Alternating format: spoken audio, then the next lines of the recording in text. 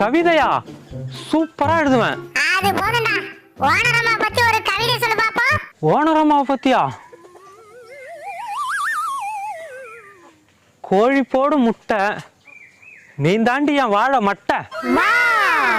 ஆடு போடும் குட்டி, நான் போடுவண்டி உன் காலுக்கு மெட்டி. மாட்டுக்கு இருக்கு கொம்பு, உன்னை பார்த்தா மாமனுக்கு வரும் தெம்பு. நன்றி. இந்த மாதிரி நான் நிறைய வச்சிருக்கேன். அப்படியே வச்சுக்க.